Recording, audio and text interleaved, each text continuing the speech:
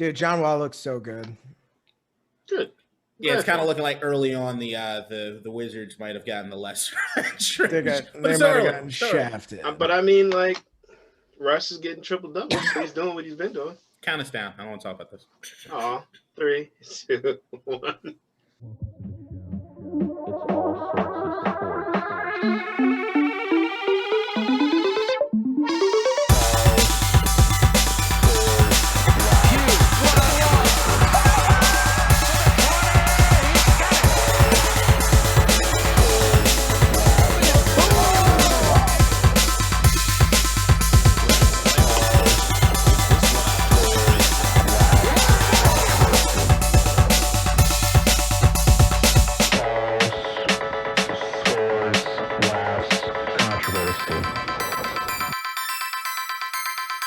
Welcome to the show. Welcome back to ASOS.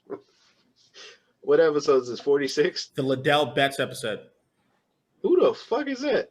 Running back for the Washington football team for many years. He played backup to Clinton Portis for a while. He also was there, and he played in the running back committee with Trun Candidate. Do you remember Trun Candidate? Yeah. This is only going to be a whiff thing now? He was not. Unless you guys got numbers to come and bring.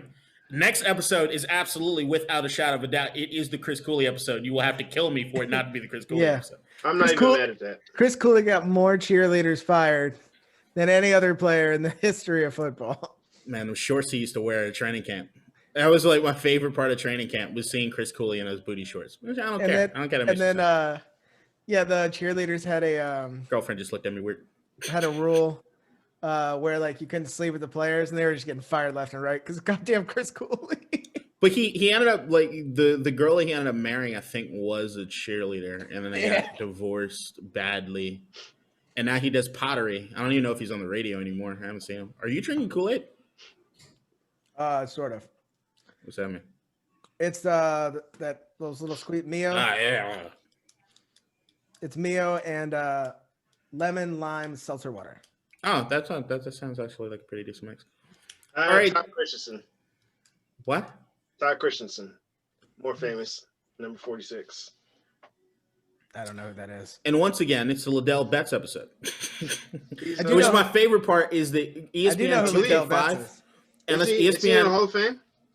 NFL ESPN 2K5, where they used to do the halftime show, and it would be Chris Bourbon would do the halftime show on the video game. He would always give everybody a nickname. So, like, the middle linebacker for Washington was Michael Barrow, the former middle linebacker from Washington. So, and with the interception is Michael Wheelbarrow. And he would say it every single time. So, for Liddell Betts, it was Liddell Dicky Betts because of Dicky Betts. So, that's my favorite fucking. It's Liddell Dicky Betts. That's awesome. That's awesome. Oh, he's not in. He's not in. But rest in peace, Hall of Todd. Fame? Oh. Yeah, rest in peace, Todd. Rest in peace, Todd. Yeah. I see his son tweets all the time on Twitter, and it's like every day or every week, like, I miss my dad, and everyone's like, it's sad. Maybe he needs some psychiatric help. Nah, if your dad dies, you're gonna miss him. Yeah, so, I don't know if Twitter is the right outlet. Yeah. I mean, people tweet whatever, like, people deal with it however they deal with it. I'm not judging them. So. I'm not judging. I'm saying maybe he needs professional. All right. So, what was your guy's name? What? Liddell Betts. Liddell Betts. Liddell Dicky Betts. Liddell Dicky Betts and Todd Christensen. Cool. Even though you're not putting Todd on the cover. I'll put Todd on the cover. It'll be in a little corner. You just gotta check it out. There'll be an eye just blinking out of the field. I'm gonna see if I can find something. Eyes. When you said eyes blinking, it reminded me of somebody. Adam Gase. Because apparently he's getting fired tomorrow. I thought you were going to say Forrest Whitaker. No, Adam Gase. He's getting fired tomorrow, apparently. I mean, he doesn't blink. True. But, yeah, the day is finally here. Well, reportedly here. Yeah, reportedly. Ryan, you've been waiting for this all season. So, I mean, considering that he's still going to be coaching this game, are you going to, like, did you pick the Jets? We did. We did pick the Jets. Are you sticking with it? Okay, K-Dot, you want to change from the Patriots to the Jets? No. He's not fired yet. His rule was Adam Gase would have to be gone. All right, so you're picking the Jets week 1 of 2021. Huh? Next year. No, the moment he gets fired, I'm picking him for everything. That's what when he gets fired, I'm going to go down to Vegas, even though they're mathematically eliminated, and put money on the Jets in the Super Bowl. But listen to what I'm saying. Next year, they're going to have a new coach. So you're going to pick the Jets week 1. Well, it depends what. Depends who they play. Now I can treat them like a normal NFL franchise. Okay. It also depends who the next coach is. It's got to be Bieniemy. I mean, one would hope, but I just don't get it. Because, like, me and you, we had the debate a couple episodes ago when Brendan came on the show about the whole tanking thing, right? Mm-hmm. They have to be, right? Like, why do you keep Gase if you know that you're going to get him on the way out? I mean, it'll never.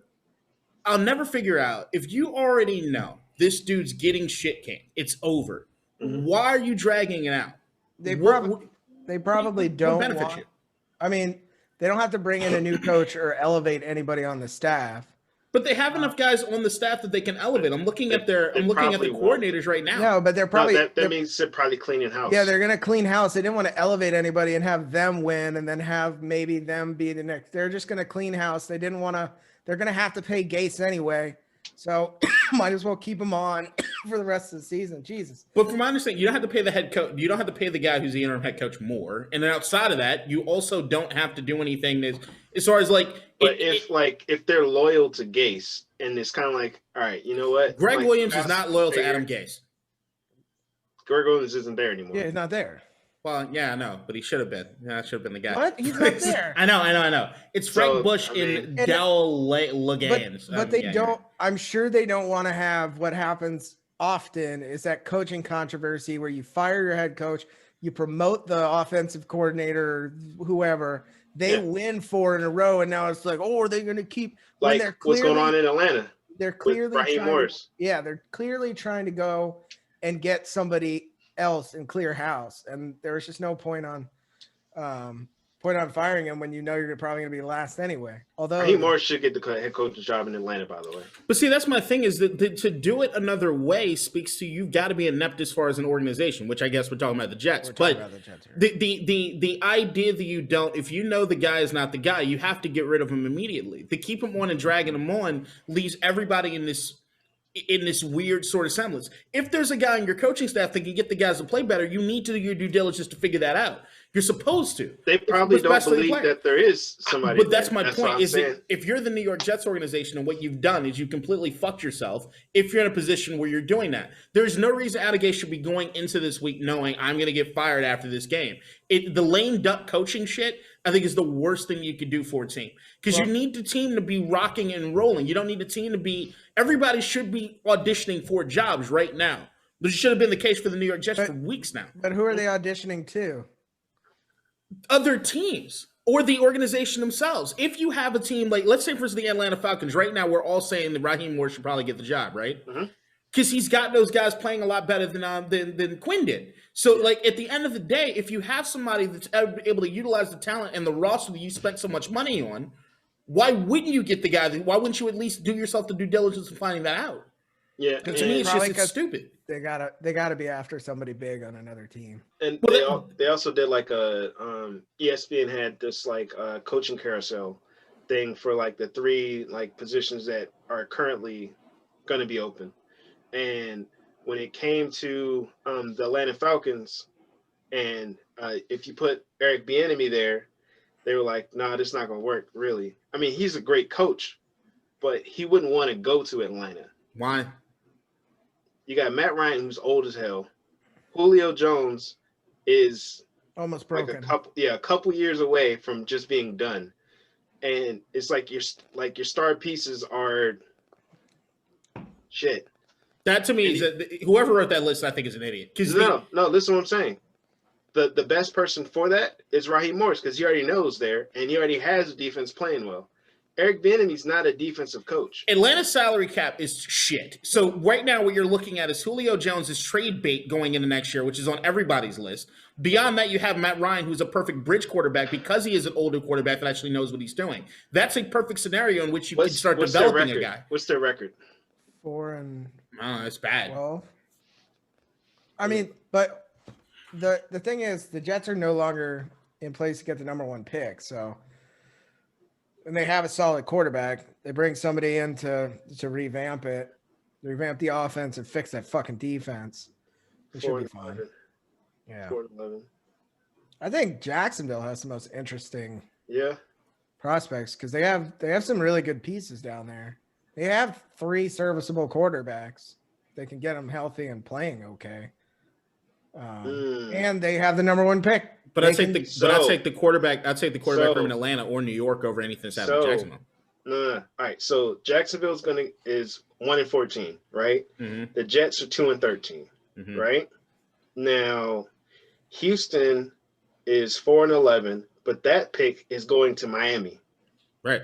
For the Laramie Tunsil deal. We were talking about him earlier. But then number 4, who's also tied with the Miami pick, is the Atlanta Falcons. Mm-hmm. So if the Falcons if they lose this game and Houston wins, then yeah, they could have the 3rd pick. Exactly. So this is what I'm saying is that if I'm looking through any of these coaching rooms, right, is that it sounds like somebody's just trying to make a story. If I'm looking through any of those organizations, the number 1 of those 3 that I want to go coach for is Atlanta. Number 1, you have an owner and Arthur Blank that's going to do right by you. Number 2, you have an organization as far as like what I go back to as far as the quarterback position. Right now, the jury's still out as far as Sam Darnold. I'm a Sam Darnold believer, but if you're not going to get the number 1 overall pick as far as Trevor Lawrence, the way you're looking at Justin Fields, at this point, after the game, Justin Fields I got it. So much better. So there's a website called Tankathon, right? Oh, fuck out of here. Yeah, it's funny. And they were talking I use that to figure out the current draft order, and then they also have a mock draft right next to it. So right now they got Trevor Lawrence going to Jacksonville, which everybody else does. Mm-hmm. Number 2, the Jets, they have them picking Zach Wilson, the quarterback from BYU. Mm-hmm. He can sling it. Number 3 is the Dolphins. They got him picking a tackle. Number 4, Atlanta, they got him picking Justin Fields. Yeah, they need a quarterback. If they do that, and then they trade Julio. Yeah. I agree with you 1,000% about Eric Bieniemy wanting to be there. That's my thing, is that even if you do Justin Fields, you get Justin Fields to do an Aaron Rodgers sit down for a year with Matt Ryan, tell Matty, hey, we're making one more run at this. Then you have nobody's going to look at a guy like Bieniemy that comes in with an aging Matt Ryan and says you have to win this year. All you got to do is show us improvement. I think anybody can really show improvement over what Dan Quinn did as far as those collapses. I just think that is a next level sort of collapse sort of deal. And you can't really blame the guys on offense for the way that collapse happened. So I'd say if you get a Bieniemy and you get somebody that's going to be good as far as on the defense, or maybe you stick with Raheem Morris because he's got the defense working a little bit better, and then you get the offensive mind. Maybe Adam Gase goes to Atlanta to work with the offense. Maybe they're dumb enough to do it like that.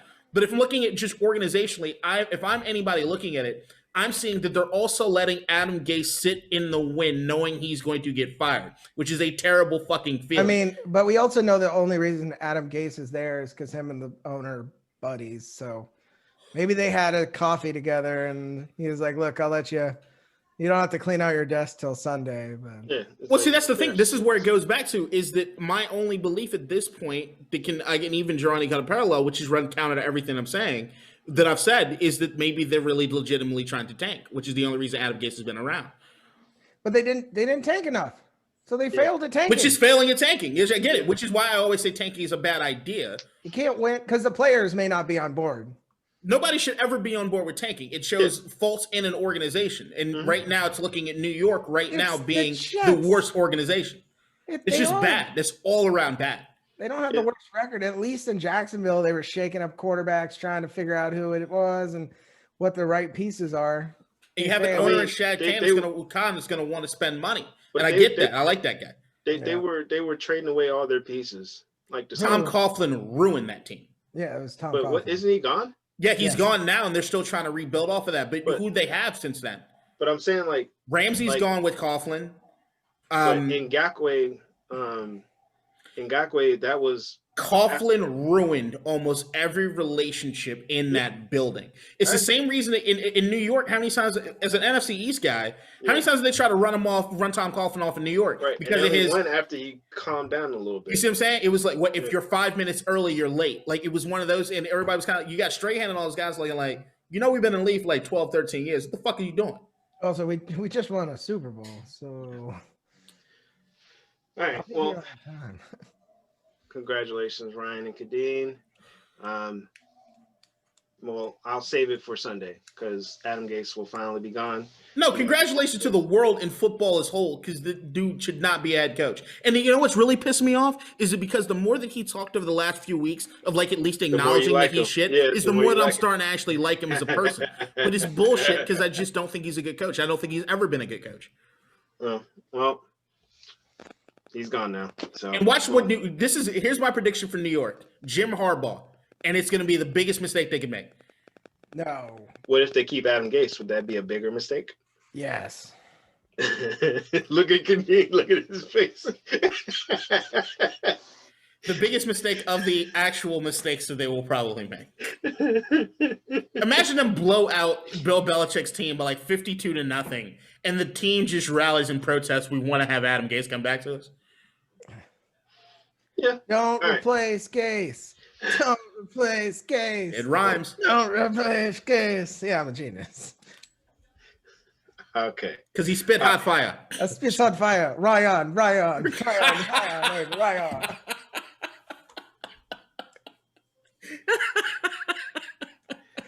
That had no business being as funny as it was. All this shit just reminds me of the protest. Somebody got robbed at a gas station, and then they came back the next day and did a protest at the gas station. Why? This is ass. We only wanted gas. There's a video. Yeah, that's great. All right. Phenomenal. So let's go to our picks for this week. So yeah, I might have to make a change. To me, this doesn't really count because a lot of people are they're just resting. Like the good teams are resting their star players, and then the bad teams are just like, fuck it. Which is why you never play fantasy football week 17. Right. I am. So that is ridiculous. It's super ridiculous. I mean, I have Josh Allen and Justin Herbert. Both of them have to play. Justin Herbert doesn't have to play. They're not playing for anything. Play for pride. Which you should do. But I'm not complaining about the Philadelphia Eagles resting their entire team, basically, against what's going on this week. My question now is, who are they starting at quarterback? Jalen? Is the offensive line resting too? Yeah, a significant amount of them. And they got Jalen Hurts starting? If we lose this game, I'm jumping off this balcony. How far is the fall? 7 stories. Don't do it. All right. So the first game on the list is Vikings and Lions. Dalvin Cook isn't playing because the passing of his father. Rest in peace to, I believe his name is James Cook. Yeah. Rest in peace to that man. Currently, we all picked the Vikings to win. Sticking with it. All right. Remember, we only changed one, Ryan. Yeah, I'm staying with it. All right. Hold on. Guys. Hold up. Are we all going to change our Saints pick? Like, because the whole team, like the whole running backs are out with COVID. Michael Thomas isn't playing either. Ty Montgomery. He had 1 carry all year. Man. Are you sticking with the Go down the list. Go down the list. Just rapid fire. All right, fine. Bucks, Falcons. Ryan, you're the only one who picked the Falcons. You sure? Sticking with it. All right. Sticking with it. Jets, Pats. Kadeen, are you changing? You picked the Pats. Okay, cool. Dolphins, Bills. Kadeen, are you changing? I have the Dolphins. Yeah, of course. Yeah, I'm going to go switch that up. All right. What happened with the Dolphins? Anything? Or are you just changing? Fitzmagic is out with the COVID. They only have Tua as an option. Right. I believed in Fitzmagic going another week because I wanted him to do something big before free agency starts next year. But He did something. In the big. cards. I might change that, but I'm not sure yet. All right. Steelers Browns. Wow. We all picked the Browns. Yeah, I gotta stick with that. I already made my switch. Yeah. Okay. Jags Colts. We all picked the Colts. That Yep. shouldn't change. All right. So the Titans versus Texans. I'm the only one who picked the Texans. I don't know. I might keep it. Cards Rams. Ryan, you picked the Cardinals. You sure? Yep, sticking with that. All right. The Rams are too hot and cold, so I'm gonna pick the team that's like lukewarm all the time. The Katy Perry of football teams. Oh yeah. Saints Panthers. Yes, titties. Fam, you're whispering this trash. Oh, sorry. Big ass titties. Saints Panthers. We all picked the Saints. Yeah, I'm gonna stick with it because I mean it's just their running backs. They were running back by committee. Just get Ty Montgomery in there. He could probably rush for 100 fucking yards. Like, I don't know. Not on the Panthers. I'm gonna pick the Panthers. And I'm gonna go with Jeremy Chen for defensive rookie of the year. That is all right. There's a Jeremy Chin. All right, look. Here's the thing. You already know who I got for defensive rookie of the year. I think it's hands down. But it's not hands down. But here's the thing. Here's what I'll tell you to do. Here's what I'll tell you to do after this pod. And next week I want you to look this up. Mm-hmm. Look at Chin stats compared to Cameron Curl, our 7th round safety pick. Mm-hmm. Look at their numbers. Mm-hmm.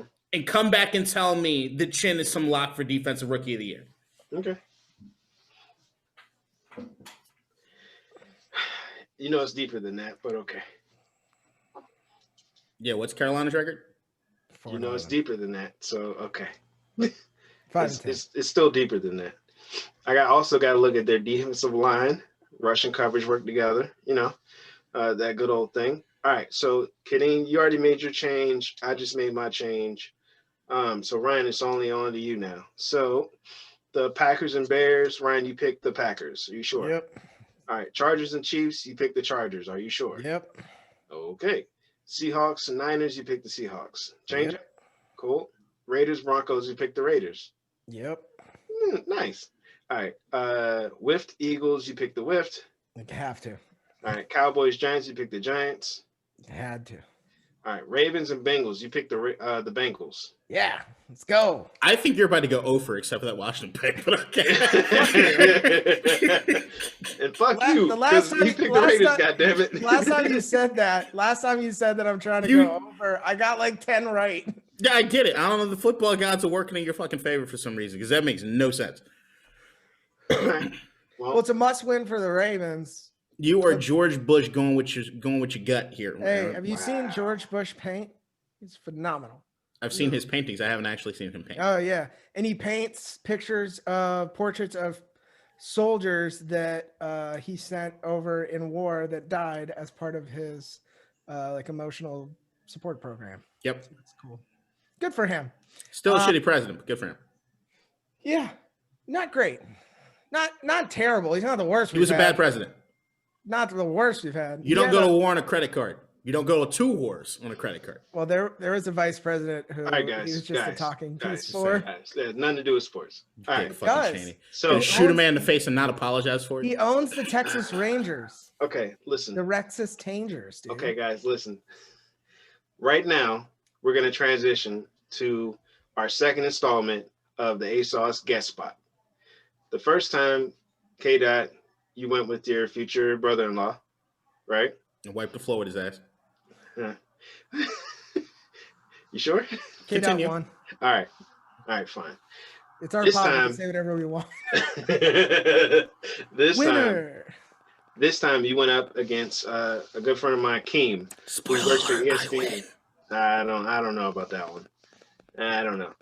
It ended up being a debate between me and Keem versus you and Ryan. So it is what it is.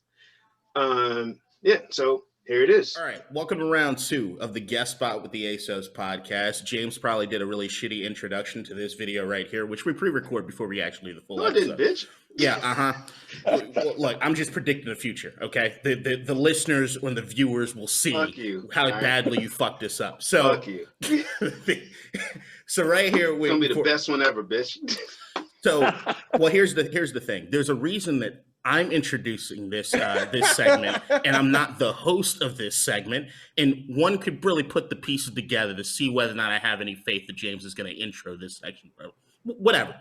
So now we have our second go around, and we have Keem here with us, and he apparently had an issue with the AD topic that we brought up a couple podcasts. Everyone had an issue. Everyone had an issue. Except for ESPN. Thank you very much. I don't want to hear your shit, and we're going to give you enough time to do whatever it is you need to do. But we're talking about ESPN, so I don't want to, whatever. Okay, fine. But James, do the alley-oop.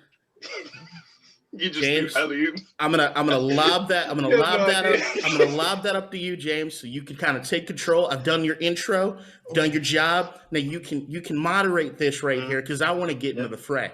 Yep. So you just threw an intro. So, Keem, go ahead and tell them a little bit about yourself.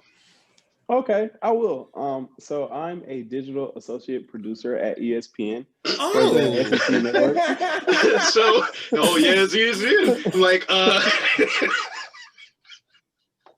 Interesting. as I sip my lemonade, I didn't have tea this morning, but strawberry lemonade. Basically, I kind of run the website for the SEC network, and I have a team of about 3 working with me, and so I don't do a lot of back end stuff like IT stuff. I don't do that, but like front end stuff, videos, highlights, all that kind of stuff. Oh, nice. You probably do. Is EJ Manuel's on ACC Network, right? Yeah, he's on ACC. Yeah, one of the best quarterbacks in the history. Of the NFL. In the history to ever play in the NFL, or in the history to ever play 10 years ago to throw 19 picks. EJ Manuel is the best player to ever be named EJ. Now, yeah, it's got to be the old EJ Henderson. I take it back. He's the second best NFL player ever to be named EJ. But Keem, I'm working there for ESPN, which I'm sure is an employer which you love a lot, right? Have there been many deaths that necessarily come across your purview? Like lists of any sort, like when a list comes through that your boss sends out to you, you'd be like, man, fuck this list. This list doesn't mean anything to me. I would never say that. I didn't think so. I didn't think so. But please make sure you leave your boss's email address. I want to make sure they get a fast copy of this as soon as it's over. Dickhead. All right. So the debate this time is about the ESPN's top 100 list for basketball for like this year, going into this year. The main point of contention is the fact that K-Dot and Ryan believe that AD should be number 2. Yes. And everybody else thinks it's bullshit, including me. So, well, I'm glad you lent your gravitas to this situation. I mean, it is what it is. It's bullshit. All right, so K-Dot. Nah, you know what? Let's let the guests go first. Yeah, I agree. Go ahead and talk about why you think AD shouldn't be number 2, and then you can go into like your list and all that other stuff. Okay. So I don't think AD should be number 2. I think AD's he's a top 5, top 3 even talent. And I think like people like will attach that talent to to your production, even when they might not necessarily like equate to each other. And so I think AD is like super talented, top 7 player in the league, top 8, whatever you want to do. He has to be like top 7, top 8 minimum, I feel like. But I don't think he's number 2 for a bunch of reasons that we'll get into, I'm sure. But he's not number 2. You can't have made the playoffs twice in like your like 7 to 8 years before you play with Bron and like be like that guy. Like you can't like in your first season with him and then you're just like, oh, you're number 2 now because you won a championship. Like you're great now. Like I don't think it works like that. All right. All right. Who wants to go next? Ryan or K-Dot? Seemed like you were gearing out. You want me to go? All right. Yeah. So I think that what we're looking at when it comes to this list is it was going into this season, right? And the way that I even said on the podcast is that I looked at this as more of like a power ranking than it was as far as any indication of everybody's career itself, right? Because we're looking at from a career standpoint, this list is all jacked up because a lot of people can bring a lot of different things to weight. Steph Curry, he's got multiple championships. He should probably be higher on the list if we're looking at from a career standpoint, right? Compared to like a guy like Giannis, who we can all agree is an absolute freak. He is the Greek freak, of course. But beyond that, he hasn't won anything. So if we're looking at the overall career, I mean, the two MVPs do mean a lot.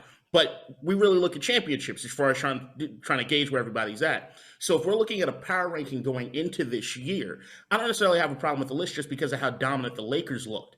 Like, you had LeBron completely change up his entire game based on what he's done his entire career going into this year, where he looked completely different than he did 2-3 years ago. And we all know what LeBron looked like in LA without AD, as far as what that team did. And when you put those two guys together on that squad, just how dominant they were. Like, the way that I look at this list is if I need to win a 7-game series, who do I want on this roster? And if I'm looking on this roster right now, as far as players that can actually get the job done, what have you done for me lately? I look at this list and I say, I don't necessarily have a problem with it. Now, I will say that since the start of the year, I did see enough that some of the positions have jockeyed as far as in the top 5, but not enough has changed where I would say that I'm changing even the top 3. The top 3 to me are set. Question for you. Because I like that you set your criteria, and I was going to discuss that because I don't know, everybody has different criteria when you're talking about this list. And so if you say okay, I'm looking at the best player, how they played off of last year going into this season, then okay, I could see you even making a better case for him. But even then, so you said you look at it by roster, right? Okay, I want to put AD second. If I'm building a roster, this is what I want second. You don't think that a LeBron and Kawhi or a LeBron and KD team would be better than a LeBron and AD team or a LeBron and Kawhi team? I don't know. And that's where you go into, there's a lot of intangibles and there's a lot of variables that change up a lot of things, right? I know that when it comes to certain players, when they win, it changes something in them. Even if you're looking around the league right now, I don't think anybody thinks that Dwight Howard is atop anything. But you can see from what we're hearing out of the locker room in Philly, Dwight's entire demeanor has changed, and he is now a leader on that squad. I don't think anybody was looking for Dwight for any leadership over the last 10 years. But when you get the championship, it kind of changes you. And right now, if I'm looking from a sample size standpoint, Anthony Davis through this early part of this season has looked good, really, really good. And if we're looking at some of the numbers, if we're looking at his playoff numbers from last year going into this year, it looks like there's been a spark or something that changes. There's going to be something that goes through you when you're on a roster and you're on a team that doesn't necessarily succeed for all those years. Everybody could look at KG for all those years that he was in Minnesota and be like, all right, that dude's a top flight player, right? But when he goes to Boston, even at an older age, and you get that dog, I'm a winner mentality, it changes a bit. I think it elevates him. Now, was he necessarily the same physical talent that he was when he was in Minnesota? No, but it's the same thing with LeBron. LeBron wasn't the same he's not using the same kind of physicality that he was early on in his career. But stuff has changed. He's become a smarter player. He was the assist leader last year. We weren't looking for him to be that guy, but I think that you got to look at all the variables and take the information that is given to you to make that judgment. There are way too many variables if I put Kawhi on this team or that team or this team, that team. We all know that Kawhi is not a lead dog. He hasn't been. He needs enough supporting cast around him to be that guy. He wasn't that guy in San Antonio. He wasn't that guy in Toronto. But he was in Toronto. In Toronto, if we're looking at it as far as who the spiritual leader of that team was, I don't think anybody's going to say anybody but Kyle Lowry's name. And outside of that, you even look at some of the other guys that did the rah stuff, Siakam, Fred VanVleet. There's a lot of other guys that necessarily have to take the reins emotionally for Kawhi to succeed as much as he needs to, or there needs to be enough fundamentals that Kawhi can succeed. But if you're asking Kawhi to be the leader of that team, we can see what's happening to LA right now. He's not built for that. So if I'm saying I'm going to put him with LeBron, I don't know. I don't know if LeBron's mentality runs counter to what Kawhi is going to do. I don't know if Kawhi needs a less vocal leader necessarily with him. I don't know if he needs somebody that's going to take more control of the rest of the roster and let him do his own thing. I don't know. All I'm saying is if it's what have you done for me lately, I look at Kawhi and I look at what the Clippers did last year and I say, He ain't touching those top kind of guys. I get that he's a talent, and yeah, he's absolutely a top 7 player in the league. But what have you done for me lately? Going into this year right now, I don't want him number 1. I don't even want him close to number 1. I don't want AD number 1, no. For those, you could argue for those same reasons. Like, look at what AD did in New Orleans. Like, leadership, we're talking leadership. Kawhi's been in the playoffs every year of his career. Like, I know that some of that is built into that. He got drafted by San Antonio Dynasty. Sure, like, okay, fine. Like, if we want to throw that out, fine. Don't when gloss Duncan over retired, that. when Duncan retired and he like was like the number 1 guy, we saw that he could be a number 1 guy. But even Greg Popovich, he wasn't the number 1 guy. People love to talk about now how like he went down in that Warrior series and they were up. Like in the first game, they were up by like 20 in the first half, and then he goes down. Of course, the Warriors win that series. But you've seen Kawhi prove himself as the number 1 option without there being essentially another 20-point per game scorer on his team. AD, he's failed miserably throughout the regular season, throughout his entire career, and up until last year. Well, he's always been an elite playoff player, like 32 points per game, 12 rebounds. He's coming at you in the playoffs, sure. But I think as far as impactful skill sets, he doesn't have an impactful skill set as far as being a top 3 or 5 player. He's not a creator as far as being a playmaker for others. He's more of like he raises your floor because he's so good defensively. Like he's so good defensively, he's going to cover your areas and all this, and like you'll be fine on defense. You'll be a top 10 defense, great. But on the other hand, you might not have a top 10 offense, even though you have a top 5 offensive player, because he's not as impactful as far as helping others be great or get involved. He doesn't have a gravity like Steph does. He's not a super playmaker like Bron is. And so like I think it's just his skill set isn't good enough to be that top 3 player, just based off last year. All right.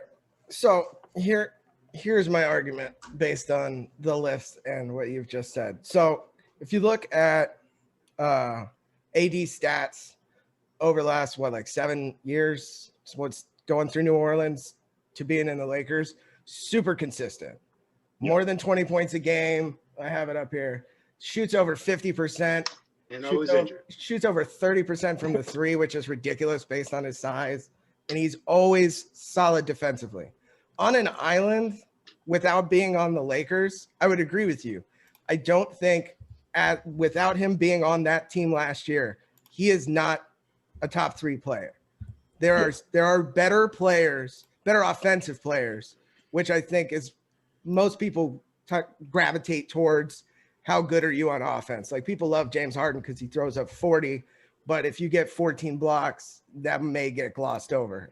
And to me, those should be basically the same because they have almost the same impact on the game.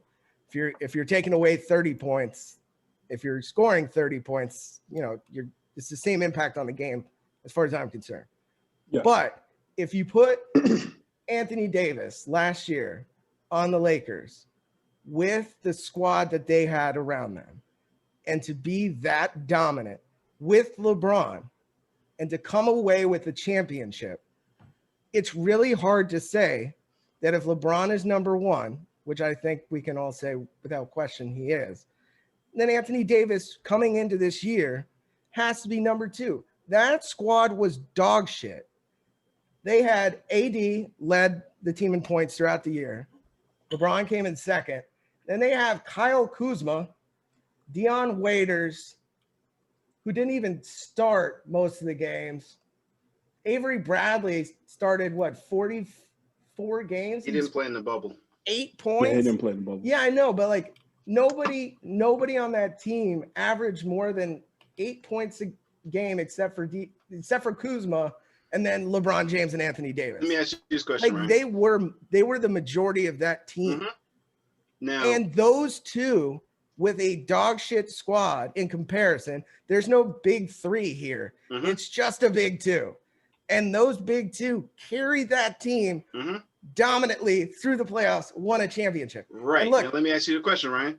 Listening. Look at LeBron's past 10, 15 years or whatever. Ridiculous. He's been to the fucking finals all the time. So You add AD. Right, but he's going to the finals. Like, if you look at this Heat squad, like, it's not just LeBron. Don't get me wrong. LeBron is the catalyst that makes all of his teams very good. Hmm? But if you put LeBron on a dog shit squad without an AD, they're going to struggle. No, like when No. they went to the finals, it was just him. All right, hold on, wait. But He's here's- also playing in the East. there's another It's a aspect to the significantly weaker conference. there's another aspect of the AD thing that I think that you're missing as far as when I'm talking about that what have you done for me lately aspect, which is the one thing when it comes to AD, which is why I'm so high on his stock right now, is his mid-range shot. You're talking about like going into this year when he was talking about when you talk about AD as far as mid-range or outside of that, you're talking about a 30% shooter or what have you. Right now, the motherfucker's shooting like 54% from mid-range. To me, if that is something that he is going to unlock to his game, it is about to be a scary fucking time. Now, the reason I say as far as LeBron being the facilitator or anything, fine. You can always talk about it, especially when it comes to basketball. There's only 5 guys on the court at a time for your team. The impact that one guy is going to have on another guy is always going to be huge, right? Yep. But I have to go with the information I have presented to me. I can't do the what ifs and I can't do the hypotheticals. And if I'm looking at AD, maybe it's because of LeBron. It probably is because of LeBron. But what AD is doing is elevating his game. You might talk about what he was able to do in New Orleans, but you're also talking about a New Orleans team that didn't necessarily have the help around of that caliber that he needed to really facilitate that next step in your game. There's a lot of times where you have a guy that might be great, but because there's no help around him and he's asked to do everything, he can't necessarily work on certain aspects of his game because he has to worry about that. AD right now, if he continues shooting at this clip, which is started from the playoffs through this early part of this year, if he's shooting plus 50% from mid-range, you've just unlocked somebody that's terrifying. Because the person probably most people will compare him to, and what I thought that I was going to have to be arguing out more than anything, because of the argument that I usually have, is people saying that Giannis should be above AD on this list. And if I'm looking at the numbers between Giannis and AD, the one thing that we do know that AD does do better than Giannis is score. He does average more points. And if we're looking at he can also unlock his mid-range at this clip, it's not even be close. I know Giannis is doing work on that department too, but Jesus Christ. If AD continue to do what he's doing on the defensive side, look, he does not have a defensive player of the year, but I don't think anybody here or anywhere else is going to tell me that Anthony Davis isn't an elite defensive player. The dude looks like he's getting significantly better. That's not just a short blip as far as some anomaly when it comes to that mid-range shot. You're talking about a 19, 20-point swing. That's huge. Yeah. That's huge. Yeah. No, I'm with you. And I think here's where I think you're only a little off. I think you're projecting him by the end of this year. That's what I think you're doing. I don't think, like, based off the evidence we got in the bubble, that he elevated to number 2 status for me. Because you talk about how great he was in mid-range, in which he was deadly.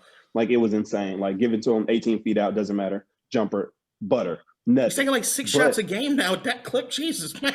And he was killing them. But I will say, just to counter one point, Kawhi was also having a career year in the playoffs. Like, I know they lost. I know they flamed out. But if we're just looking at that production, from a production standpoint, Kawhi was also elevating his game, and we've seen him win a championship, be a Finals MVP, all that, defensive stopper as well. I think Kawhi has to be at a minimum over AD, and then you got to get into the Kevin Durant let me cut you off real quick, because I think that what's going to clear up a lot and what you probably get into. What's your top 5? Okay, I was going to get into that. Okay, so I'll start with my how I kind of look at it. Okay. So the way I look at it is basketball can be broken down. Players can be broken down into tiers. That tier 1, those top 5, and maybe 6 or 7, you can get 6 or 7 depending on the era, the year, whatever. Those tier 1 players can be your main guy on a championship team. They can be your number 1 guy on a championship team. All they need is maybe another tier 2 player, and they're fine. And that's a team, and that's a guy that's going to be in the top 4, or he's going to carry a team to a top 4 finish at the end of the day. That's my criteria for being in that tier 1. And so it's like and that's only a handful of guys. And so that's why you have to be special to be a tier 1 guy. I mean, you know, people talk about certain people, certain players, and it's like, oh man, he's great. Paul George, great player, could never be a tier 1 guy. Great player though, has some great, you know, finishes against Indy. I mean, when he was in Indy and stuff, like, great player, but he's not a tier 1 guy. Jason Tatum, he's probably going to be a tier 2 guy. I mean, but it's just like Luka, tier 1 guy. Like, there's a difference. Like, he looks like a killer. Like, he won games in the playoffs. The production is there. He's taking a team to the playoffs. The production is there. And so that's just how I break down like my top 5, my tiers and stuff like that. So I'll go ahead and go with my list is basically Bron, in some order, Bron, Kawhi, KD, Steph, Giannis. And then it's Harden, AD. And in that Giannis, I'll be fair, in that Giannis, Harden, AD pairing, outside of the first 4, you could argue for either one of them being top 5. Harden doesn't show up in the playoffs. AD can't carry your team in the regular season. And Giannis doesn't show up in the playoffs either, apparently. So Can you say your top 5 one more time? Yeah. Bron, Kawhi, KD, Steph, Giannis, Harden, AD.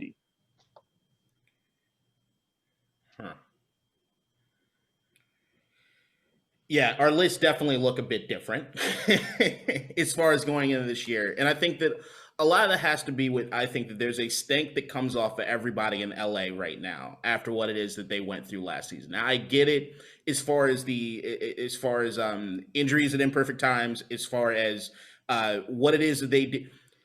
Blowing that lead in the 7-game series. You got Paul George.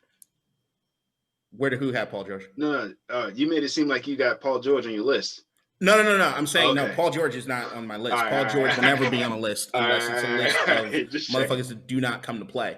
But the thing is that like I want to counter your list with just saying what my list is because at the end of, like I remember when we did the pre-call for this, I asked, did your list change a lot at all going from where ESPN did the list, which was going into this year, compared to where it is right now? And I said my list did change just a little bit because of that, which KD jumped into my top 5 just because the motherfucker looks like he hasn't missed a step, right? So you have to respect that aspect of it. And I go back to my criteria is that if I got a 7-game series, who do I want on it, right? Which is why, based on that, Kawhi's got some stank on him. For me, anyway, as far as blowing something like that. So I go LeBron number 1, which we all said indisputable. That's what it is. Mm-hmm. My number 2 is still Anthony Davis going into this year, just because of the aspect of like, even what you're talking about as far as the tier 1, tier 2, whatever guys, right? If we're looking at the championships over the last how many years, I think the last guy that I can say was a tier 1 guy. He wasn't a tier 1 guy at this particular point in time of his career, but was a once tier 1 guy who kind of led a team and got a championship kind of on his own is Dirk's last one. But if we're looking at it, you're talking about a lot of these teams had to have multiple tier 1 guys, unless you can give Kawhi some credit for what it is that happened in Toronto. But I still think that a lot of people are looking at what it is that he had around him with Kyle Lowry and everything, and not necessarily giving those guys the respect that they necessarily need when it comes to helping Kawhi out. Because I don't think anybody going into this year would think that any of those guys in Toronto seems better than a Paul George. And we see what happened when you had Paul George and Kawhi together. Just didn't work. And especially you blow something like that in a 7-game series. I mean, I can't. I feel like there's a lot more into that, though. It's because Paul George there's a lot more context into that. Like PG slept with, cheated on Doc Rivers' daughter. Yeah, I don't give a shit about the tabloid bullshit. That's something. I get it. Dude, but I'm saying that, and then that also taps into my thing as far as the stories you hear coming out of LA, as far as Kawhi's ability to actually lead men, is non-existent. Is non-existent. He doesn't do it. He can't do it. You can even see when wait. Hold on. When he left San Antonio, and Greg Popovich had the opportunity to big him up, and they asked him, was he a leader on the team? Greg was very honest in saying, no, he wasn't. He wasn't that guy for us. Huh? He didn't have to be that guy. He had no room to be that guy. But what I'm saying is that Tony Parker, Ginobili, like I think that factors in a lot because like he didn't come in like he came into someone else's regime. It's like that's Pop, That's Duncan's team, that's Ginobili's team, that's Parker's team, and then it's Kawhi. And like they obviously those guys aged out, but he wasn't ever given the opportunity until like what 2016, 2017, and then he left the season after. I'll say it again. That was again. What have you done for me lately? Right now, if I'm looking at LA's team, I'm looking at the way they imploded at the end of last year. I'm saying unless something drastically changes for Kawhi's squad around him, we are never going to see him win another championship. That's what I'm saying. So if I'm looking at this year, I say the Toronto championship is the exception to the rule if we're looking at Kawhi's career compared to what it is he got in San Antonio and what is going to happen going forward. That's my take just based on the information I have going into this year. It's not projecting and forecasting as much as just taking the information I have right now and rolling with it. Now, outside of those two, outside of LeBron, AD, I go Giannis number 3. And this is what have you done for me lately? Giannis struggles mightily when it comes to certain aspects, especially when we're looking at playoffs or whatever, right? But I think that if you're looking at the physical ability coming off of 2 MVPs, he won the MVP last year, you got to give him his credit that the motherfucker can ball. He can ball. And if you have certain pieces to go around him, I don't know. I don't know if we're looking at this Drew Holiday thing and what it is they're going to do going forward. But I look at Giannis and just say that his physical abilities, and you're looking at the stats and his ability to play defense, has to put him as far as a top 3 guy. I don't see a lot of guys that are better than that. Only reason AD is above Giannis right now is just because of how dominant LA looked last year.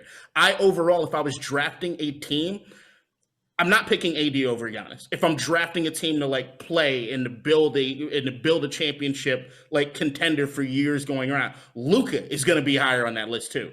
But whatever. Number 4 is KD, who jumped up for me.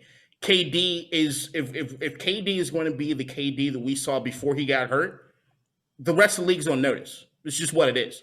Like, he was already arguably the best player in basketball before he got hurt. The only reason we took a page out of it was because he got hurt. So going into this year, because I didn't see KD play, he wasn't there. But now that I have seen him play, he's absolutely crept in there for me. And then number 5, I actually do a toss-up. I say it's Kawhi and I say it's Luka. And the reason I say it's a toss-up between those two guys is that Kawhi has a better resume than Luka, absolutely. But if I'm going to do it, but what I'm seeing on the sample size of Luka in the playoffs last year, and what I'm seeing early on for Luka right now, he might not have the pedigree, but Lord knows he's got enough gifts talent-wise that I might trust him over Kawhi right now, just because of the physical gifts that he has as far as he's. I want to add something. I'm a Mavs fan, right? Diehard Mavs fan, like since Nash, Dirk, and Michael Finley. Like, I got Finley's jersey back here. Like, so I'm not bullshitting you. You have a Jason Terry jersey? Nah, but that's my homeboy's cousin. That's my homeboy's cousin. It's funny. I mean, we're all black, right? My issue with Luka at this point is mentally. I watch as many games as I can, and the ones that I do see, something doesn't go his way. He pouts, he whines, he bitches, and then he just slugs off for a little bit. And to me, like, I want him to be there in the top 3, but you can't do that and be there, in my opinion. He's not in my top 3. So, no. All right, top 5. He has the potential to be there, but mentally he just has to continue to grow up. But I would put Steph above Luka. But I look at a lot of what you're saying right now is a lot of what I used to see with LeBron, especially early on. Yeah, you said that the last time LeBron used to do that, and there was a difference between LeBron early on that used to sulk, and he'd be out of it for a few minutes before he got back into it, and then you saw LeBron kind of change into, if I feel as though I'm slotted, if I'm feeling slighted, I'm going to take it out on everybody, and he figured out how to fuel that anger into not just he still bitches, but he's not off mentally when it comes to it. See, you're getting into something that's like that I like completely agree with, and I don't think people factor in. But for those reasons, you can't be top 5. You're not a leader of men. You're not at that point, right? Like, at that point, people used to love to 09, Bron the MVP, he better than Kobe. Right? Show us. Give us the production. Okay, they finna meet in the finals, right? Like, oh no, you let Dwight take you down in the playoffs. like, you know what I'm saying? Like, no. Like, that's where like that whole like mentality thing is important. It's important, like to be able to be like, people love to say a dog or a winner. Like, I don't necessarily like that rhetoric, but like to be that kind of person. And so, based off of what your list is and your criteria, what have you done for me lately? I mean, Kawhi, flamed out after losing a 3-1 lead, but Luka was done in like round 1. Luka's done in round 1, and Giannis is done is done in round 2 and like 5. Luka hadn't been there before. He was done in round 2 and 5. And Luka hadn't been there before. Luka, well, where Kawhi had pandemic P, which honestly was probably more harm than good, Luka was playing without the unicorn and still made some noise. He's doing it this season too. He's playing without arguably the best player on that team. Did you see what he did last night? He's ridiculous. Luka. No. Did you see what he did last night? Who, Luka? When you didn't get a call his way. He's 21 years old. I'm not worried about that. He's got Porzingis there. That's not the point though. Well, what I'm saying is like Luka will be top 5. He will be. All right, here's what I'm saying. Right now in this very moment, mentally he's not But there I can't. Yet. It's tough to put Kawhi before Luka when Luka last year, if we're looking at it on an island of just last year coming into this year, on an island, it was Kawhi and Paul George. He had his Batman to his Robin, or his Robin. You know what the fuck I'm saying. Yeah. Luka. They're both Robin. Yeah, Luka did not have his Robin. He did not have Kristaps, and they still made noise. My point is, he can do it just based on talent, but if you have your big two, which is kind of what we're talking about, the LeBron AD thing. If you have your big two, your Kawhi, your Paul George, Luka single-handedly pushed that team through the playoffs and had some fantastic games. If he has his number two, who knows what they could have done last year? Kristaps just has to stay fucking healthy. But what I'm saying is, like, you watch what he did on an island by himself with very few pieces around him, in my opinion. It puts him above Kawhi for me because Kawhi had his number two. You factored in defense. You yourself said you factor in defense. Yes, Luka doesn't play that. Whoa. He's trying. Here's the thing with Luka. He's trying. He's getting better. He's getting better. He's not good. He's not good, but he's getting There's better. a reason my number 5 I said was a slash and toss up between Luka and Kawhi, right? Is it when I'm looking at Luka and I'm looking at Kawhi, I'm looking at Luka Doncic is how old? 21. I have never seen a 21-year-old in this game ever look the way he looks coming into it, as far as basketball IQ and as far as getting the job done the way he has. Is he as physically gifted as LeBron coming out of high school? No. KG, any of those guys? No. But what he's able, there's sometimes Luka's out on the field and I'm like, what European pickup YMCA dude is this? Because he looks like he's moving slow motion sometimes. But the motherfucker still gets shit done. I'm saying if I'm looking at trajectories right now, I look at what Luka's doing in the playoffs compared to him having no experience and it's his first time there. And I'm seeing a guy who's trending upward. I'm seeing a Kawhi guy who's been at the top. And after what I saw in LA last year, I'm saying there's a dip happening. I don't know where the dip's going to go. I see Luka doing this. It might be, but if he's going to be with the Clippers for the foreseeable future, then this is what I'm also got to take into consideration. I also don't know when it comes to Kawhi what plays into it as far as his intangibles in the dynamic. He's at a team that right now caters to every whim that he has. He's a guy who can show up to practice late because he wants to live in San Diego. He's a guy that can do certain things where I don't know. I know you don't like that dog mentality thing, but it's something that I'm a huge fan of. It's the reason my favorite players in the league are Jimmy Butler and Dame Lillard. I think you're saying that the term. No, I get it. Yeah, I'm saying I love the term. Okay. I love the term, and I understand how problematic it is, but I also watch NFL Combine. I don't have a problem with like dog mentality as a like term. It's just like the kind of the conversation around it is my thing. But go ahead. I got you. I can understand the problematicness of it to a certain degree, and I can understand some people having an issue with it. But I'm saying that like if we're going based off of what everybody kind of assumes that comment to be, there are certain guys that fit in that category. Which for me, I look at a Jimmy Butler, I look at a Dame, I look at those guys that have that killer instinct. When it comes to it's kind of like that street basketball mentality. Like everybody's been on that court when you got that dude, and it's just like, oh, really? Okay, let's go. And for what I'm seeing when it comes to Luka, I'm looking at somebody who's trending upward when he has so much more to learn. Yeah. He has so much more to learn. And I get that the ceiling. Look, if we're looking at, I already said that if I was drafting a team it's hard pressed for me to put anybody above Luka just because of what I think he could do. Yeah, but if I'm looking over just this sample of last playoffs into the start of this year, I trust James when you say that there's a certain thing that you see when he doesn't get his way, that he feels a certain way about it. But that is something I've seen with a lot of players, and they grow out of it eventually. At least the ones that get better grow out of it. Exactly, eventually. But what Eventually. I'm saying is, that's where we're projecting. now. But here's the point. That's my only point. But here's the point. We're putting together a list, right? That's of players going into this year. And based on what it is going into this year, sort of setting the tone on what we think is going to end up happening this year, right? Based on what we're seeing recently. I'm saying Luka right now, even though he has a lot to learn, he has learned enough. And I also think that playoff experience at that age has given him enough where there are going to be some things that he's going to do a lot better. And that scares me as far as the rest of the league putting on notice that Luka is getting better.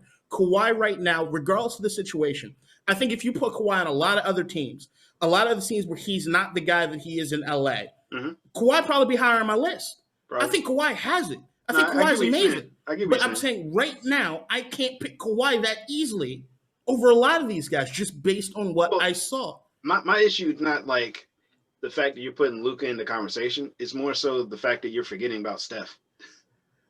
All right, here's the thing with Steph, and this is where it goes down to Steph, is because I actually thought there were two guys that I thought I was going to get shit for on this list. Number one is I thought putting AD above Giannis was gonna turn some heads. It looks like it's not that problematic in this group. Outside of that was going to be Steph getting left off the list. Yeah. There's some issues I do have with Steph overall. Like I see what it is that Steph has done in his career. But 2014, 2015, 2016 is a long time ago now. And as far as what it is that Steph has done. What about 2019? 2019, even when we're looking at what Steph did last year? Well, no, in the 2019 finals, we can just look at the finals. Fair. Sorry. But if I'm looking at what it is that Steph did, when you had certain guys go down, I understand your whole tier 1, tier 2 mentality or what have you, right? The team fucking folded. And as far as Steph, if I'm looking at that aspect of, I look at everybody on that list and I'm saying, I at least think that they could do it on their own. I think when it comes to Steph, I'm still not entirely sure. I'm not sure. AD can't do it on his own. Who? KD? AD. Bam. AD? He hasn't done it on his own. Bam. Steph upset. He even had Drew Holiday. The Denver Nuggets. I also look as far as Steph, and I look at KD, and I think right now, just what I'm seeing based off of like the start of this season, I think KD is above Steph. I'm not saying he's not. I get that. But if I'm also looking at the rest of the list, I'm looking at a Steph Curry team, which once Clay has gone down and they've got Wiseman, they've got Wiggins, they've got whoever else, I don't see them making the playoffs. Now, let me add this point. But again, that's where we're projecting. Go ahead, James. But here's another one of my issues with Steph is don't get me wrong, he's a baller. Not so much yet this season. I know he's coming off injury, so what you mean? Slow burn. He putting up numbers. Yeah, what do you mean? My projection was I'm looking at his numbers right now. My projection was that Dame Lillard would have better numbers than Steph, and currently he does. Okay. I'm just saying when Clay went down, everybody was so quick to just write off the Warriors. And if you have a team with KD on it and somebody goes down on his team, they're not so quick to write him off. What does conjecture have to do with how good a player is, though? Like, because there are a lot of like stupid fans. Right. No, but we're seeing it play out. They're not playing good basketball, even with Steph on the court, and he's not willing them to a victory. They have this. They're 2-3. Also, 5 games into the year. Brooklyn. Right. 5 games into this season. I just want to point out, Anthony Davis has a higher 3-point shooting average than Steph. He has a higher field goal percentage, but we all know that just because of AD plays. As far as threes, that doesn't matter. We're just looking at percentage. Oh yeah. So okay. And then how about that video of him making 105 straight? Like in a game, like Steph can do know, whatever he wants to on the garage court, straight, bro. 5 minutes straight. I don't care. 5 minutes. Steph is deadly. I'm saying do it in the fucking game. I can make threes for 5 minutes straight. If I shoot one at minute 1 and one at minute 5, I might get 100%. So I can make 300 threes in a row. Give me a creative player and sliders on fucking 2K. Get at me. It means the exact same thing when it comes to wins and losses in a goddamn basketball game. So hear that shit. Nah. Nah, but what I'm saying right now, Steph is putting up numbers. Yeah, And they lost to Portland, they lost to Milwaukee, and they lost to Brooklyn. Three Man. good teams that are healthy. I saw the And they Hawks. didn't start the season healthy. Yeah. No, but what I'm saying is for me, he needs a Robin. So does AD.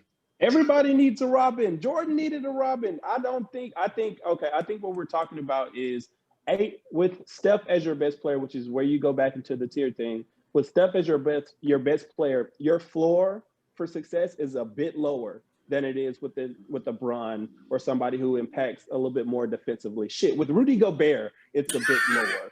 But like your ceiling with Steph as your best player is so fucking high. It made Bron run to LA. Like it's just that high. Like he's just that good. I think if you were looking at production and stuff like that, he's produced. Like, oh, KD went down in the playoffs. This is time. The Rockets are so much better, right? You thought Steph made LeBron run to LA? You think it was Steph? I was joking. It doesn't. Okay, really just making sure you say it doesn't really matter. Okay. But like KD goes down in the Rocket series. James Harden, it's your time. It's your time. Step up. Show us. 30 in the second half. Game over. Rockets out of here. Okay. Oh, dang. Now we're on an even. No, you don't have KD. We're on an even level now. It's just Steph and CJ and Clay and Dame. It's like, okay, cool. And so we are getting into the weeds on the Steph thing. I think the bottom line deal that I want to say on Steph is that I put Steph in the same category that I put KD as far as this list was going into this year. And as far as coming off of injuries and everything, we weren't sure. Jury was up, right? So now what I'm saying is that right now, even if we're looking 5 games into it, if I have this list right now, Steph's right outside it. Steph's right outside. I still don't think Steph doesn't look as smooth as I think KD does look right now coming off the injury. Is anybody debating me on that? No, but we're talking about Steph and Luka right now. That was the issue, right? That he's not in the top 5 list, right? Steph, Luka, Kawhi, whoever, like the number 5. Those 3 were the issue. Gotcha. Yeah. So what have you done for me lately as far as the playoffs last year when it comes to Luka? And where was Steph?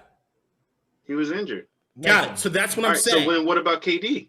KD looks fucking amazing. So I'm saying Steph. I don't think Steph is on I don't think Steph looks as good as KD. That's why I went into this when I just started this point. The drop isn't that big of a difference. I'm saying that if you give me, I'm saying that right now the way I look at it is a power ranking. If you ask me a month from now, I'm leaving my list up to change. You can ask me a week from now, and my list will change. I'm saying right now, 5 games into the season, based off the playoffs, this is the list that I have. It is going to change over the year. If the end of this season, I doubt that this list is going to be the exact same thing. It's the same thing in a power ranking when it comes to the NFL season. There's some guys that go up on that list, and you're like, all right, they're hot right now, but I ain't picking them to win the Super Bowl. I mean, if we're talking about who's hot right now, I'm building my team off Nikola Jokic. So that kid is. I can't take Roly Polioli that serious. Dude, he's balling, and to have it be a big man. He actually looks skinnier than he did last year. He's distributing the ball. He's got like 13 or 14 assists a game. He's doing well for my fantasy team. I'll tell you that much. He's balling. He's balling out. My MVP pick is not on this list, so it's like. Who's your MVP pick? I got a feeling Joel's going to put it together at the end of the year. By the end of the year. I know. But I also think Luka's my pick. number 2 as far as who I think is going to put it together. But I also think overall statistically, I think AD is going to have a better season than LeBron. And I also think LeBron, because he got ousted as far as the MVP voting this year, is going to be politicking through Twitter and everything else for people to look at AD. And I think AD is going to be in the conversation at the end of the year. You don't think I think it's KD AD and LeBron. AD. It's tough because they're on the same team. Like they take votes away from each other. But we all know Giannis is not getting his 3rd MVP in a row. He's just not. They're not going to give it to him. Outside of politics, they're not going to give it to him. So if LeBron I'm looking, is coasting this year. That's what I'm saying. Like if you're going to have, because people are going to look at that at the end of the year and be like, well, I mean, LeBron wasn't really doing much through that, but AD still rocked and he did what he did. And like I said, going into this, if I'm looking at all these players right now, the one that sticks out to me from the end of last year to this year that has added a fundamental element to their game that changes everything is AD's mid-range. And if we're going to say that he's going to shoot plus 50% from mid-range, that's a problem. I don't think there's any questioning that. I was going to say somebody else, like in terms of somebody that I thought was going to take a jump this year, like projecting, just because all the shit that happened to him was Karl Anthony Towns, but he got injured again. Dude, rough year. I don't think. I was hoping Cat would come back and be like I'm built like that guy. Like I am built. I am a tough guy if I need to be, or I can win if I need to. I hope he does, but I don't think that might not just be in him. Did he break his? He broke his wrist, right? Yeah, he broke his wrist. Butler gave all of them youngins an opportunity. Everyone that's out of that Minnesota what team Jimmy after said Butler was so accurate. Yes, like Cat's the most talented. Like Wiggins is the most athletic, but I work the hardest, and so it just is what it is. And that goes back to my mentality thing. It's just like you have to have that. You have to be that guy to be in that tier. Which is what I'm saying as far as there are certain experiences that can change somebody. So like if I think Jimmy's looking at Cat and he's looking at Wiggins being like, I hope they get that spark that they need to then do this. Sure. I think when you're looking at AD, if I'm looking at the variables, I think going from New Orleans to LA. You think he got the spark? I think he's got the spark. I think he got the spark too. I just don't think he's shown enough to be number 2 yet. I'm in agreement with you as far as like projecting where he'll finish in the season. Like I didn't really talk about my MVP candidates, but forget the projection. I'm saying forget the projection. AD. Forget the projection. Right now, he's shooting plus 50% from mid-range. It started at the end of the playoffs. No. It started last year in the playoffs. This is now sustained. This is not projecting anymore. It's sustained. I think the real disconnect here is I think we're looking at the list as not who your tier 1, who you would build your team around is, but just who's playing the best ball on their team, like with their team. And it's really hard to say with the championship and the level that he's playing at, that for me, that AD's not number 2. And look, I don't think he'll be number 2 for me at the end of the season. All right, hold on. So the first game of the year, AD had 34 and 11, which is nice. Second game, though. The game before that, he had 20 and 8. The game before that, he had 13 and 10. The game before that, he had 28 and 8. And then the game before that, he had 18 and 7. Mm-hmm. Yeah. Like he's not been producing at that level yet. And like for me, you talk about like sustained success, like it has to be more than like 20 games. Like that's why, like, I mean, otherwise your list will change after every game. Like, oh, okay.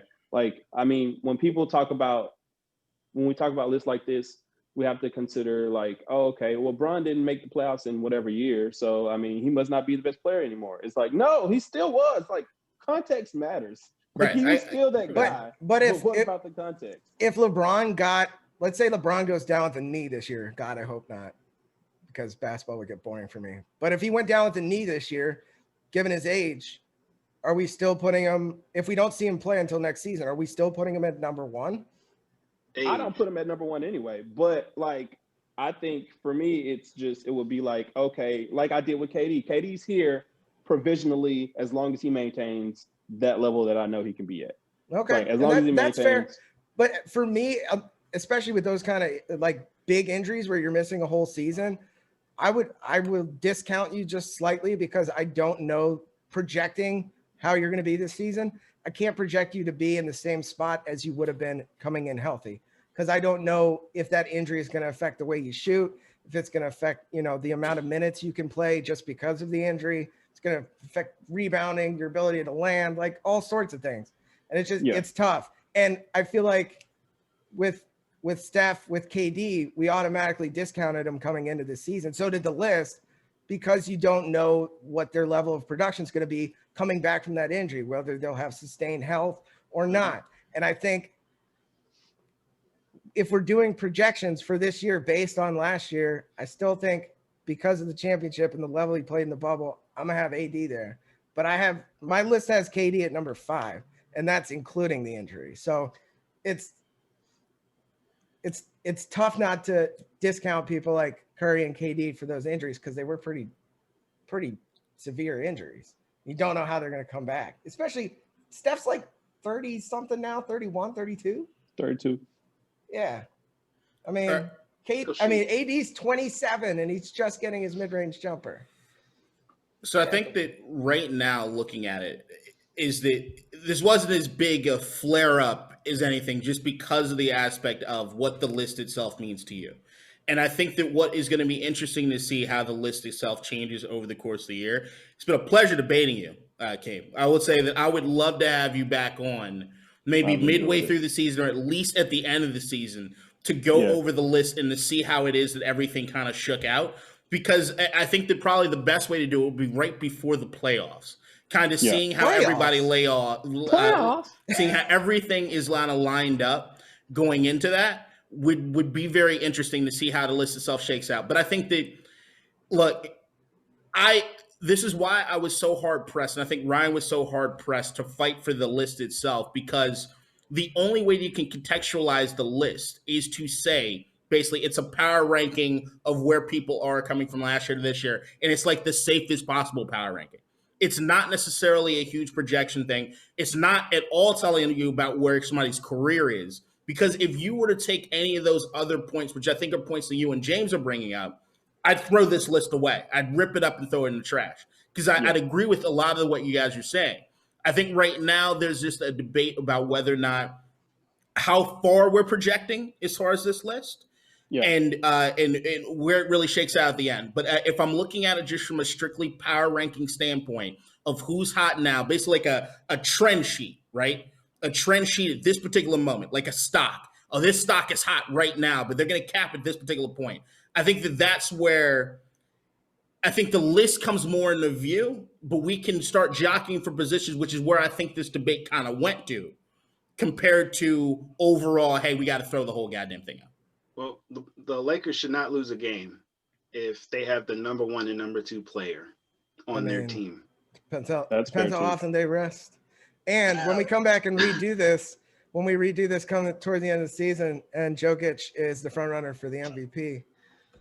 I think so we didn't really, can we all get into our top 5 picks for MVP? Can we do that? I say do a top 3. Everybody do a top 3. Okay, top 3. My top 3, I have KD 1, 82, and Embiid 3, actually. I love the Embiid thing's coming through. Like it. I already said my MVP picks, right? Yeah, I have KD at number 1, AD at number 2, and then Luka at number 3. James. I mean, Vegas gave Luka number 1 going into the season, and I can't discount what Vegas is doing, which was ridiculous. Unless it's football. It's too early. Unless it's professional football. Discount that. Yeah, they don't know what the fuck's going on. I'm going to go with Luka, KD, and Giannis. It's a safe bet. Yeah. And I think right now, if we all come back and look at the MVP ranking at the end of the year and seeing what it is that – I also hate the way the NBA does the MVP as far as the timing and everything. I just think it's bullshit. But I think it'll be less important as far as the MVP pick compared to looking at what it is this list is at the end of the year. Maybe ESPN, your employer, has really nailed it as far as going into this year. Maybe they have. Maybe they completely gone out of it. Maybe a lot of the guys that we think are hot right now will not be hot a few months from now. But regardless, I think, how long has this been? An hour? I think we're good. Yeah. I think number 4, Nikola Jokic. Just saying. I'm real hot. Dude, I love it when there's a big man who is so dominant.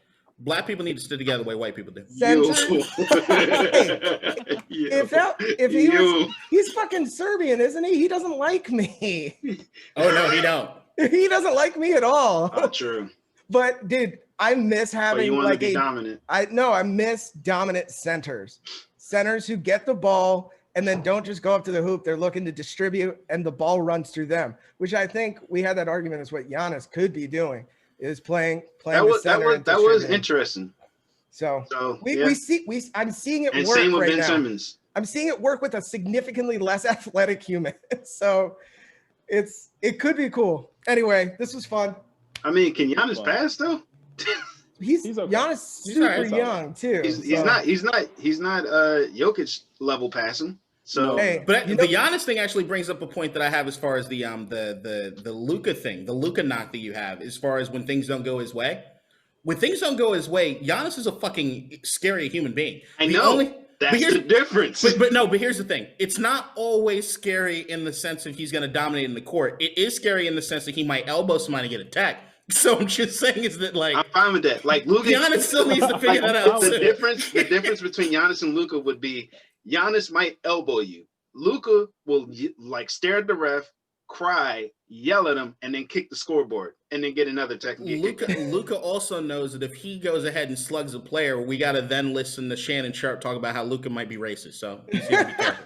Nah, you remember when he hit the 3 on Reggie Jackson, right over what was Liberation or something.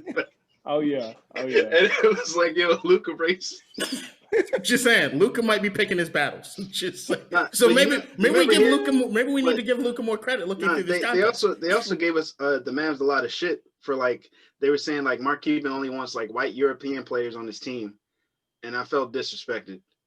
And then Mark Cuban goes out of his way during a pandemic to help an ex-player get off drugs who is not a white person. I'm just saying. The Dallas Mavericks organization is the luckiest goddamn franchise maybe ever to go from Dirk to Luka. It's just what it is. I mean, there was both trades though, so you could just say that we found good deals. No, y'all make it's good management. That's good management. No, I don't give nothing. I take nothing away from Mark Cuban. I love the dude. I think he's one of the best owners in all of sports, as far as what he does and where it is that he projects and how it is that he's ahead of the curve. What he was doing as far as ex-players and trying to get them computer literacy training, try to get them as far as coaching. What Mark Cuban does is amazing. Mike Finley works for the team now. Like, he's always next to. Yeah, great. All right, I'm done sucking the fucking Dallas Mavericks organization's dick right now. Okay, I'm off of it. I'm off of it. The Wizards won one game. Kiss my ass. But Russ has triple doubles. Aren't you happy about that? Yeah, I mean, it's fun. We scored 130 points last week. But you said that. Fun. You said that. You was like, it's gonna be fun to watch the Wizards, but we still ain't gonna win shit. No, I didn't say we're not gonna win shit. I did say that it's gonna be a lot of frustration. So you ain't gonna win shit. No, I think Russ is gonna come into it. They won one game. I mean, Russ is just Russ. Like, the problems that the wanted to Wizards put had. Russ on my list so bad. Oh God! I know I couldn't. I'm glad you didn't. But his shooting compared to the amount of shots he takes is atrocious. But the issue Might as well the Wizards still hasn't changed. Like, worst shot selection. I think ever. I don't care how much Russ shoots. It's just like his shot selection. It's worst shot selection maybe in the history of the league. I'm gonna shoot off my left foot while going to the right with four dudes in my face. What the fuck? You're gonna give me the three? Let me shoot it. Even though I'm the worst 3-point shooter statistically this season, I actually I'm gonna shoot it anyway. Rui coming back is gonna help that team, I think. And Danny Avdia, one of the chosen people. He's looking. I think Danny's going to be an issue. Oh, this is your first round draft pick. It's our what we hope to be Luka super light. Okay, yeah, super light. Great. It's the crystal light version of Luka. Yeah, he's the Splenda version of Luka. Oh no, he's that Safeway Select Soda version of Luka. Mm-hmm. Okay, and not even real Splenda, like that stuff you get in a knockoff coffee shop. I take it back. He's the Dollar Tree Soda Stream version of Luka. Okay. Gotcha. So he's like peak Nick Batum with a bad hip. I can't argue that. He's a chosen person, man. You never know what he's capable of. All right, look, this has been the guest spot, our second round. If you want to come on, just let us know. I know there are a lot of people that don't like me and my takes, so I'm sure the list will be long. But once again, I've won this debate. And Ryan, if you could do me a favor and just mute the man so I can make sure that he knows not to interrupt the winner. But it's an absolute pleasure. Thank you. Thanks for coming on. This was awesome. Dude, let's do this again in a couple months. See where we're at. Oh, fuck. Let's do it now again. Let's kick it back over to James here and to fuck up the outro. Oh, that wasn't as terrible as I thought it would be. Fuck you, number one, because hold on, wait. So two things right here. Number one is the way that gets cut. Ryan saying what he said sounds like he's talking about the entire segment. Which is, you'd have to rewind this pod to see specifically Ryan's talking about James's intro. All right, but now here's your outro chance, James. And I think Ryan's statement might still stand for this too. Fuck you. All right. So I'm saying that again. Fuck you. I said it on the video just now that we cut in. You sure? Fuck you. Yeah, I did. I remember. Yeah, and you lost. But I mean, I think we ended up coming to agreement that like we have different viewpoints on what the list means to us, which is why we have different levels. So it is what it is. No, I stand firm with this. This is the only logic that I think I need to use with this. Keem has no problem cashing paychecks from ESPN, and yet he wants to go out on a ledge and say something against them. I'm just saying, pick your lane, Keem. How about you end up being somebody who wants to be a stand-up guy, huh? So, what do you want to be? Who do you want to be, huh? He living his truth, okay? Can't live in a lie. Yeah, so. We can always go to Fox Sports, just saying. Wow. Yeah, I wonder, like, do you guys have anybody else that you guys want to have on as the next guest? I'm trying to get my girlfriend to do this for some soccer talk, but I'm I doubt down. it's going to happen. She just looked at me like I'm going to die after this, so. I don't even know what you're talking about. We want you to be a guest spot on the guest spot. Yeah, tell her we said please. They said please. I didn't. I can talk about racism in soccer like that, but I can't talk about specific teams. Oh, you said racism in soccer? Is that what you said? No. What'd you? That's not what I said. We'll discuss. Yeah, like we can discuss anything in regards to soccer. So it is what it is. All right. All right, so Let's talk final about women's thoughts. soccer and its legacy and where it is that it compares in as far as men's soccer. That's a short conversation. Anyway, Oh, shit, that was not me. Ryan was just not all the me. smoke. Okay. God damn. All right, so her versus Ryan. I guess so. I mean, I know what side I'm going to be on. Yeah, you I don't have a mean, fucking choice. You're in this fight. my viewpoint would be like they just haven't had the support that they should have from the Don't get-go. spoil it. It's not happening. My viewpoint is a lot longer. I'm telling you your future because you're gonna get off this pod. You're gonna say this shit ain't happening. Then you're gonna text the group saying, "Sorry guys, this shit ain't happening." No, I'm going to cook dinner. While you're cooking dinner, Yeah. you're gonna text and say it's not happening. I also I have got to it. cook dinner. All right. So final thoughts. I only have one thing I want to say. Rest in peace, MF Doom. Dude, So on New Year's Eve, his account tweeted out that he had transitioned. The crazy part was that he transitioned on Halloween. And then we found out 2 months later, which is nuts. But I mean, yeah. I mean, shout out to DJ Premier because he found out months ago, and I'm assuming some media outlet had to know, and they just all kept quiet as respect for the family. Mhm. So that's awesome. If the family don't want it out there, you Dude, can't say nothing. Gorillaz, that MF Doom and Gorillaz song from like 20 years ago. Was it Come to November? It's still like one of my favorite songs of all time. Had no idea who MF Doom was at the time. Mhm. Found out once the internet became a thing that he is like him and Wu-Tang all the time. Like just he's in some of my all-time favorite songs. So rest in peace. Way too young. Super talented guy.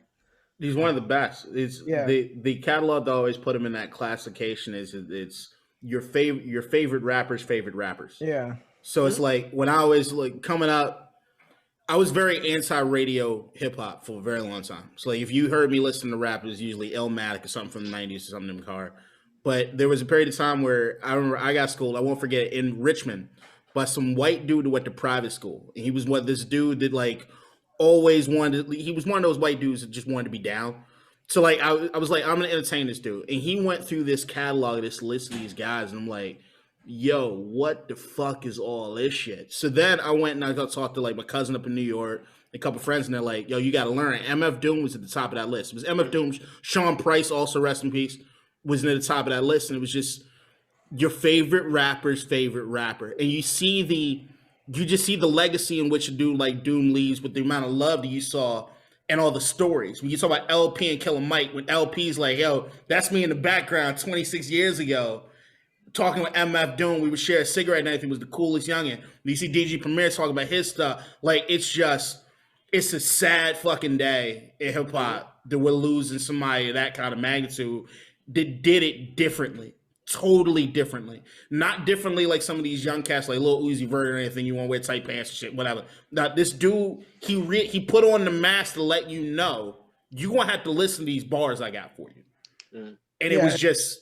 Rap Snitches is also one of my all-time favorite songs. Like, just the shit that he says, he's also funny, but he's also serious. And just the way that like, some of his lines don't make sense unless you listen to him and break them down. It's just, that's good hip hop to me. It's poetry. Mm-hmm. Yeah, and so for my final thought, I'm just going to piggyback off of you. RIP Doom. Yep. Rest in peace, Mac Dre. And mine's Just going to had go to back throw that here. Rest in peace, MF Doom. Arsenal won their 3rd straight game today. Oh, shit. Arteta in or Arteta out? Arteta in. We won 4-0. Are you guys going to win the league? No, we're still in like 13th. But I saw somebody else was like, yeah, we're going to win the league. It's looking up. It's looking up. So now tomorrow need the Bills to close it out and the Whiff to close it out, and it'll be a good Prime weekend. time. Oh, you got the Sunday night game? Yeah, I got flexed into Sunday night.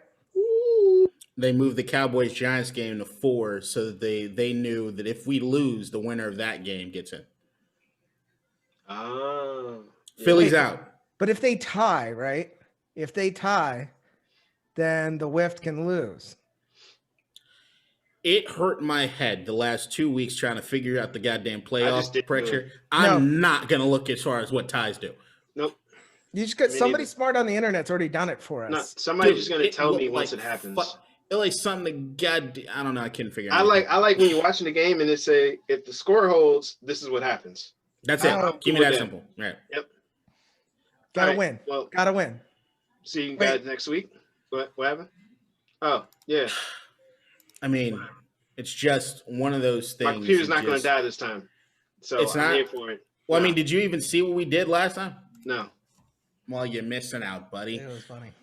Because Ryan, James, the ASOS crowd. Oh, wow, I'm disappearing. The Death Star. You know what's funny? Like, what happens if you guys lose Sunday night? Like, isn't that like karma for all the shit that you've been giving me? No, because I think regardless of whatever happens in the Washington game, one thing still stands firm. The What's Death that? Star, it always goes. You have boom. no shoulders now. It go. You have no shoulders. Can you mute the motherfucker? He go boom. It's go boom. All right, you know what? First off, fuck you. Well, this is where I edit, so it's that's the end. God damn it. That's the end. It's Fuck's awesome. sake. Hey, are we? We'll be back at 3. Yeah, 3 sounds good because I'm about to get ready to head out. You're gonna go All right. get. You're gonna go get tested for luck, the sir. class. Second test. First test came back negative. Got results today. Let's Nice, go. man. All right, y'all. Take care. Cool. Thanks for coming on, dude. Thanks for having me, guys. I'm See out. you guys. Peace. See ya.